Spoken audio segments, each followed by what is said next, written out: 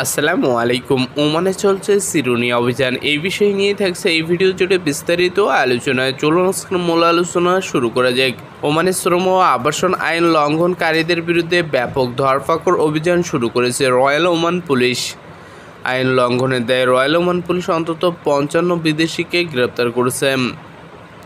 সামাজিক যোগাযোগ মাধ্যমে অ্যাক্সেস দেয় এক বার্তায় বিদেশি গ্রেপ্তারের এই তথ্য নিশ্চিত করে রয়্যাল ওমান পুলিশ।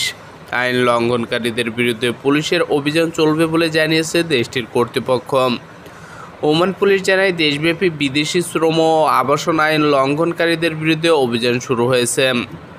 দেশের বিভিন্ন প্রান্তে অভিযান চালিয়ে 55 বিদেশিকে গ্রেপ্তার করা হয়েছে। পুলিশ আরও বলছে, সমন্বিত পদক্ষেপের অংশ হিসেবে আল দাহেরিয়া ও আল দাখিলিয়া প্রদেশের পুলিশ সদস্যরা স্পেশাল টাস্ক ইউনিটের সহায়তায় পৃথক অভিযান পরিচালনা করছে। এ সময় আল দাহেরিয়া প্রদেশের অভিযানে শ্রম ও আবাসন আইন লঙ্ঘনের অভিযোগে আফ্রিকা ও এশিয়ার বিভিন্ন দেশে 12 নাগরিককে গ্রেপ্তার করা হয়েছে। গ্রেপ্তারকৃতরা ওই প্রদেশে বিভিন্ন খামারে কর্মরত ছিলেন। এদিকে আল দাখিলিয়া প্রদেশের অভিযান চালিয়ে এশিয়ার বিভিন্ন দেশে 25 নাগরিককে গ্রেপ্তার করেছে পুলিশ। তবে গ্রেপ্তারকৃতরা কোন দেশের নাগরিক সে বিষয়ে বিস্তারিত কোনো তথ্য দেয়নি দেশটির কর্তৃপক্ষ। এছাড়া তাদের মধ্যেও কোনো বাংলাদেশি নাগরিক আছে কিনা তাও জানা যায়নি।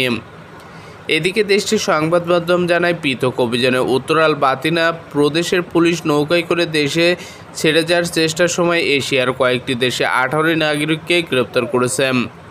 এই সময় অবৈধভাবে দেশ ছেড়ে যাওয়ার চেষ্টাকারীদের বহনকারী নৌকাও জব্দ করেছে পুলিশ।